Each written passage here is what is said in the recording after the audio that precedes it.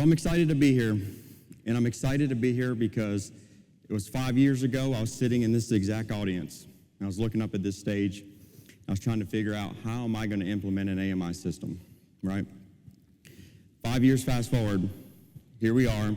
We're a few thousand meters away from rolling out 200+ thousand endpoints. So how did we get there?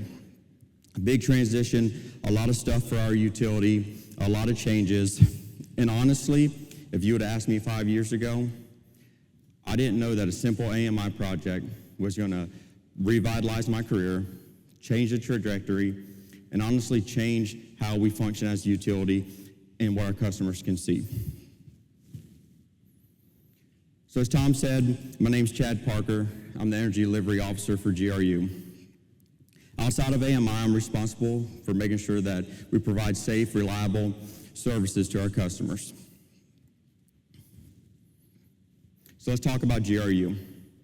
So we're located right here in North Central Florida, and we have over 200,000 customers. We have 115,000 electric customers, 75,000 water customers, and almost 40,000 gas customers. So that's a lot. Outside of that, we also provide wastewater, reclaim, and telecommunication services. So, a lot of you in this audience are probably looking at this and you may say, hey, that's a lot of meters. That's a lot of technology. Then the other half of the room is probably thinking, no, not really, you know. So that's why I'm here today, because I want to talk to you about GRU, our journey, and that rare middle ground that we're in. So we have just enough customers that they want this technology. They actually expect it, they demand it, they want to see their interval data, they want to see alerts, they want to get alarms for water leaks, they want all the cool stuff that AMI has to offer. But as a utility, we're just small enough that we struggle with the resources. There's technical gaps. There's a lot of things that we didn't know what we were getting into when we started this project. And, you know, whether it was a money constraint, whether it was, you know, folks resisting a smart meter. And we had to overcome those challenges.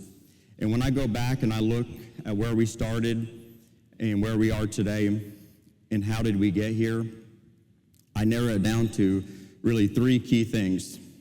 I call it the 3 Ps, but they're very important. So the first one is partnerships. So when you roll out an AMI system, you know, you're choosing a vendor, right? So what we didn't realize is this vendor is going to be our partner for a very long time.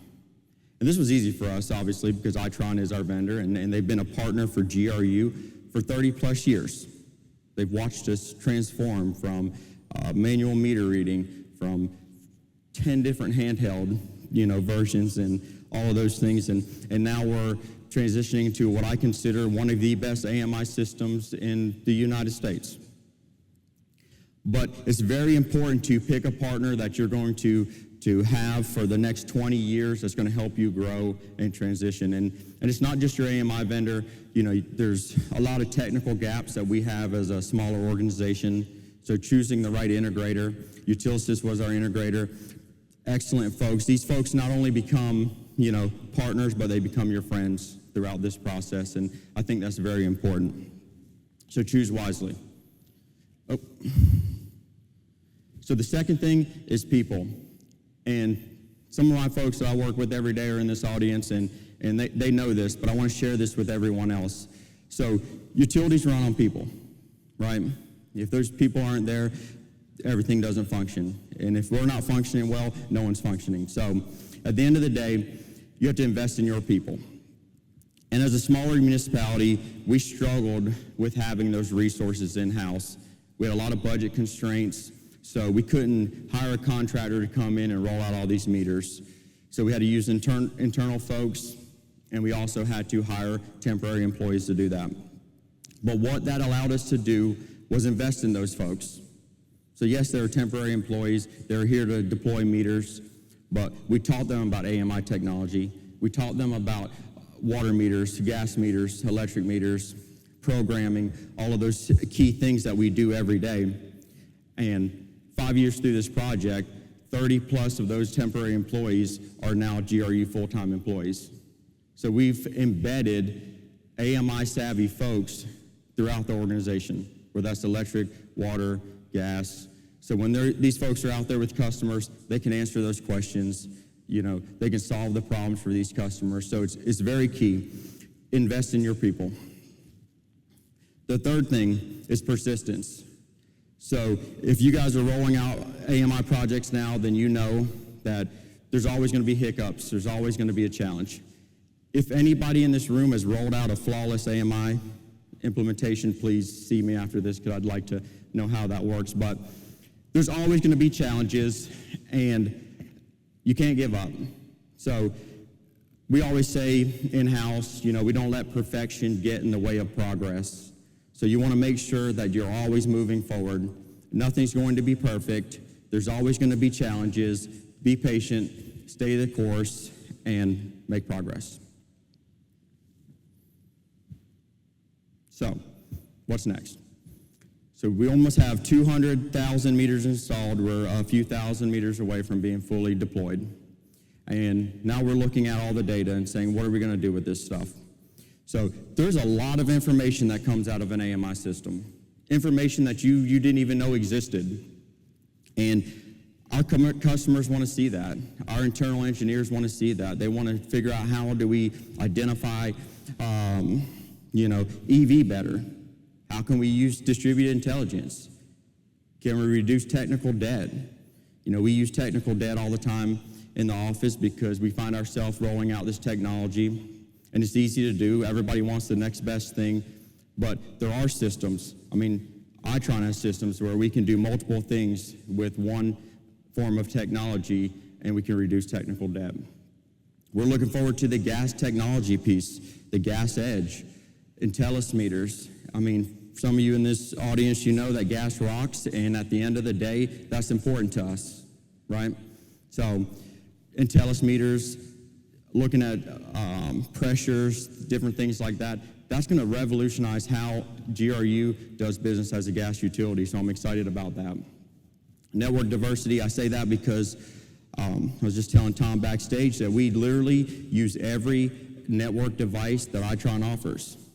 And what that means is there's not a crack or crevice in your service territory that you can't get to. And we were worried about that when we started this project, and now we realize that's a thing of the past. So you honestly, and I have it at the bottom of this slide here, leverage data and become more proactive versus reactive. That's important for us as a utility. We're a small utility.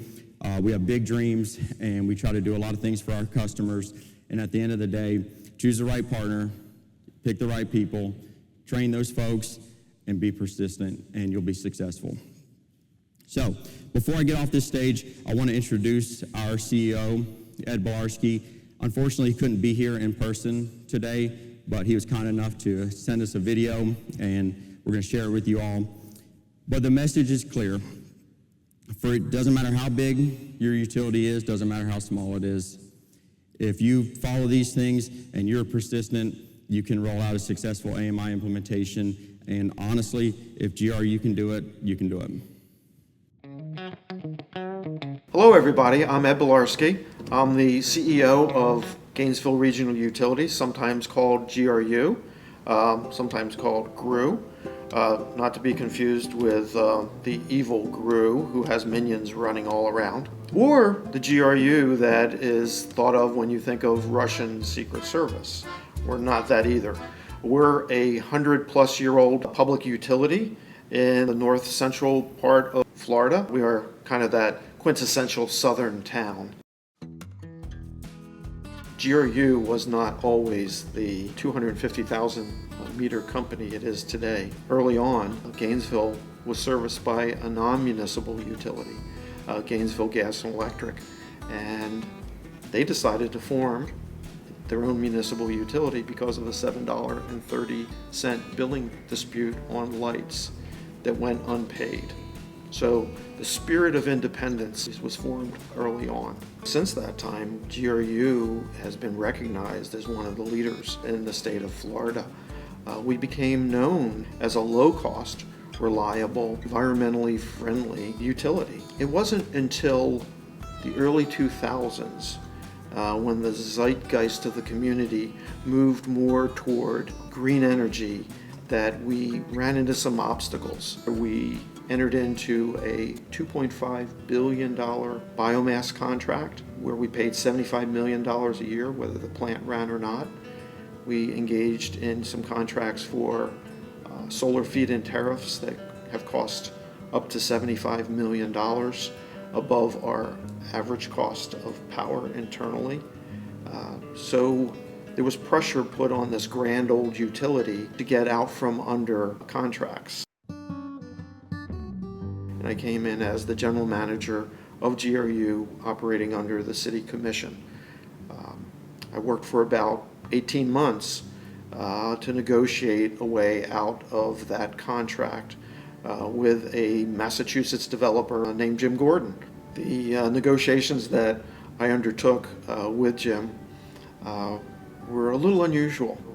I knew that the Sunshine Law worked in GRU's favor in certain areas.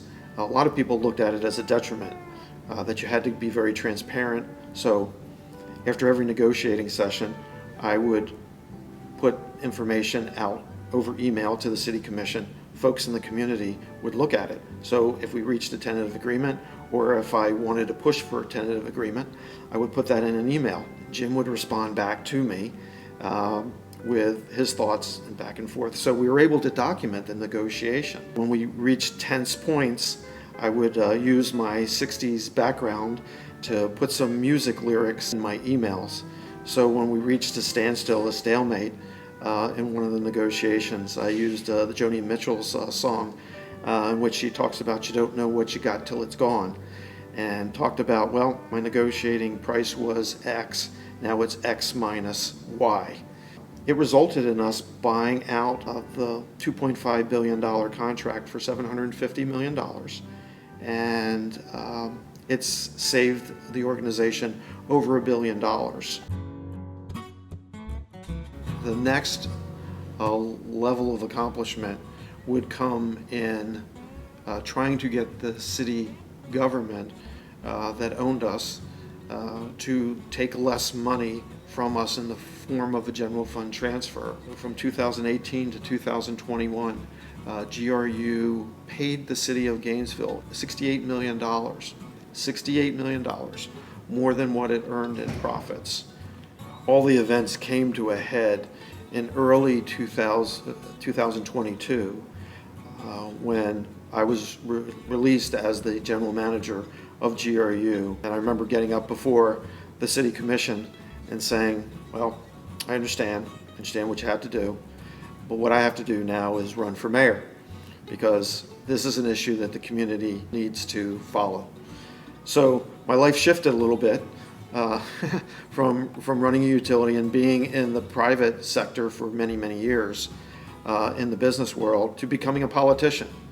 And what I found out was that I'm really not a good politician. At the same time, forces were being marshaled at the Florida legislature to change the governance structure of the utility to one that had an appointed board by the governor.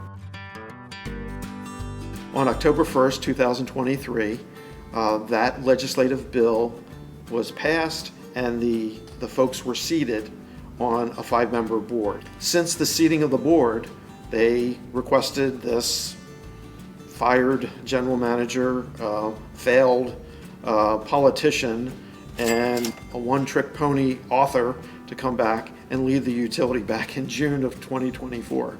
And that's where I've been. I'm here as the CEO of the utility, trying to carry through on the plans that were set during my 2-year sabbatical and enjoying every minute of it. So you've heard the story about GRU, you've heard the story about Ed Bielarski. So why is that important to everyone in the audience? I think what's really important about the GRU story is, with all the governance issues, with all the financial issues, with the operational issues, we're able to implement AMI. So everyone in the audience has the opportunity to implement AMI. It's not your granddaddy's utility anymore. We're competing with the best of the best. We're not competing against each other in terms of customer satisfaction. We're competing against the Googles of the world, the Amazons of the world. It's a much different environment for us. So we have to keep that in mind, because these folks, they want all different kinds of methods of payment. They want all different types of information so they can track their usage. And we're there to give it to them. If not, we're going to disenfranchise our customers, and we're not going to get the kind of reward that we would expect with those customers. So you got to remember, we're dealing with Gen Z, we're dealing with Gen Alpha, we're dealing with folks kids that were born with a cell phone in their hand. They were hearing TikTok videos in their crib. So we're a much different situation. You know, I just read that 13% of the folks in the workforce are boomers. We're a dying breed. We need to move toward satisfying our customers on a much different level. And AMI does that for us. So it goes full circle again, going back to my 60s roots. The times, they are changing.